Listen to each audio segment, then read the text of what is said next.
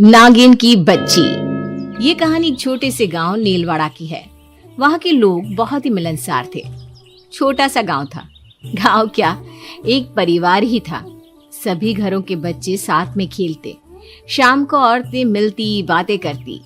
बहुत ही खुशनुमा माहौल हुआ करता था। एक रोज शाम के वक्त कुछ औरतें गांव के चबूतरे पर बैठी हुई बातें कर रही थी। पता है क्या रेशमा, कल मेरी सास कह रही थी इस गांव में पहले नाग नागिन रहा करते थे। होंगे ही, जब इंसान नहीं होते थे तो सांप बिच्छू ही तो रहते होंगे ना गांव में। तू भी ना। अरे नहीं नहीं, वैसे नहीं। उन्होंने एक बार एक नाग नागिन का जोड़ा भी देखा था जब वो छोटी थी। उन्होंने सबको बताया पर किसी ने उनकी बात न मानी। अरे पर इसमें ना मानने वाली क्या बात है? उन्होंने उस नाग नागिन के जोड़े को इंसान में बदलते देखा था। हैं? तब तो मैं भी ना मानूं इस बात को। ऐसा होता भी है क्या भला? तभी अचानक प्रेमा चीखने लगती है, सांप! सांप! रेशमा, तेरे कंधे पर सांप! अपने कंधे पर झूल रहे काले रंग के सांप को देखकर रेशमा चीख उठती है, बचाओ! बचाओ सांप! उस सांप के पीछे एक छोटा सांप भी भागता है और दोनों सांप फौरन अदृश्य हो जाते हैं। हे भगवान, लगता है ये सांप बैठा हुआ मुझे ही देख रहा था। गलती हो गई, अब नहीं कहूंगी कुछ भी। ये कहकर रेशमा अपने घर चली जाती है और प्रेमा अपने घर।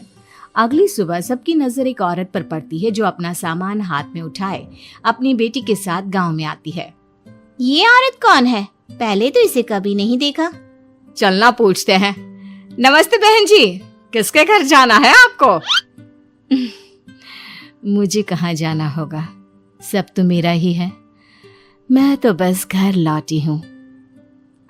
मैं मतलब नहीं समझी आपका। मैं पास ही के गांव में रहती हूँ। ये मेरी बेटी है। यहाँ पढ़ाई की ज्यादा व्यवस्था नहीं, इसलिए यहाँ आ गए। पर यह गांव नया सा नहीं लगा, बिल्कुल घर सा लगा। इसीलिए तो मैंने कहा कि मैं बस वापस लौटी हूँ। वैसे आपकी बेटी बहुत सुंदर है। रमोला की बेटी तारा इतनी खूबसूरत थी मानो उसने सारी सुंदरता अपने चेहरे में समा ली हो। नीले रंग की आंखें, कमर से भी लंबी चोटी, गोरा रंग, पर मुंह में एक जरा बोली नहीं। बच्ची बोलती नहीं है क्या? हाँ, तारा बोल नहीं सकती, बेजुबान है। ये तो बड़े दुख की बात है। बेटी जरा मुंह खोलकर जबान दिखाना तो। तारा जैसे ही मुंह खोलती है उसकी जीभ देखकर रेशमा के होश उड़ जाते हैं। तारा की जीभ बीच से कटी हुई थी, बिल्कुल सांपों की तरह। ये क्या? अरे ऐसे क्या कर रही है तू? बच्ची का मजाक मत उड़ा। हद है रेशमा, तू भी। रेशमा की हरकतों से वाकिफ प्रेमा वहां से चली जाती है। उसी रात रेशमा का पति रात को अपने कमरे में सो रहा होता है। उसकी चीख की आवाज से उसकी पत्नी भागते हुए कमरे में आती है। मेरा दम घुट रहा है रेशमा, मुझे बचा ले। प्रफुल्ल का शरीर नीला पड़ गया था और मुंह से झाग आ रहे थे। अपने पति को इतना तड़पता देखकर रेशमा मदद मांगने बाहर भागती है। पूरा गांव उसके घर के बाहर जमा हो जाता है। ये काम तो किसी सांप का लगता है, आ गया होगा कहीं से। होंठ पूरा नीला पड़ गया है प्रफुल्ल भैया का। अरे इस गांव में किसी को जहर निकालना आता है क्या?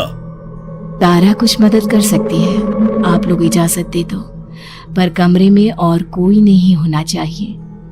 तारा प्रफुल्ल के पास जाती है और प्रफुल्ल के शरीर का सारा जहर चूस लेती है। मेरा जहर वापस बस मैं ही ले सकती हूँ। सबको मारने के लिए एक को तो बचाना ही होगा ना। प्रफुल्ल वापस होश में आ जाता है। तारा और रमोला को गांव वाले बहुत मानने लग जाते हैं और सब कुछ सही लग रहा होता है कि गांव के नदी के किनारे एक बच्चे की लाश गांव वालों को मिलती है जिसका शरीर जहर से नीला पड़ चुका था। उस दिन से रोज कोई ना कोई अचानक ही गायब हो जाता और मरा हुआ नदी के पास मिलता। अरे ये सिलसिला तो खत्म होने का नाम ही नहीं ले रहा।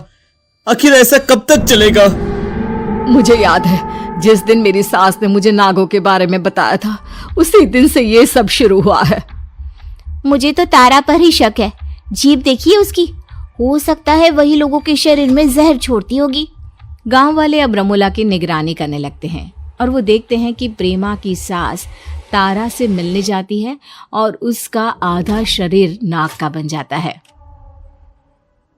माँ तुम आ गई, मुझे तुम्हारे साथ रहना है माँ। चिंता मत कर मेरी बच्ची, तू नाग रानी की बेटी है। इस पूरे गांव को खत्म करना है तुझे। मेरा विष तो उम्र के कारण खत्म हो गया, तुझे इस गांव वालों से बदला लेना है, फिर यहाँ की रानी होगी तू। हमारे सर्प समाज के लोग वापस यहाँ आ सकेंगे।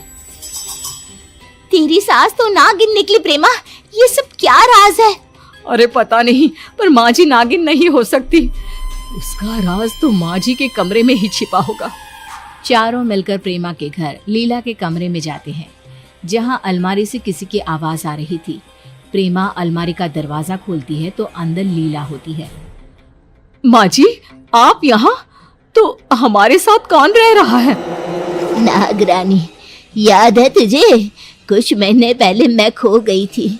मैं घूमते घूमते जंगल चली गई, जहाँ एक गुफा के सामने से मैंने एक पत्थर हटा दिया और वहाँ से नागरानी और उसकी बेटी तारा निकली। उनकी एक वफादार भी है रमोला। उसने मेरा रूप लिया और मुझे मेरे ही घर में बंद कर दिया।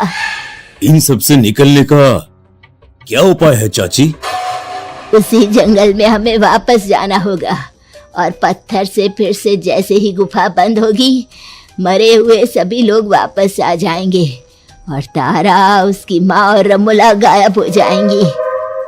सब वैसा ही करते हैं जैसा लीला ने बताया और वही होता है। नीलवाड़ा फिर से खुशहाल हो जाता है। इस हादसे के बाद रेशमा को नाग नागिन पर भरोसा हो ही जाता है।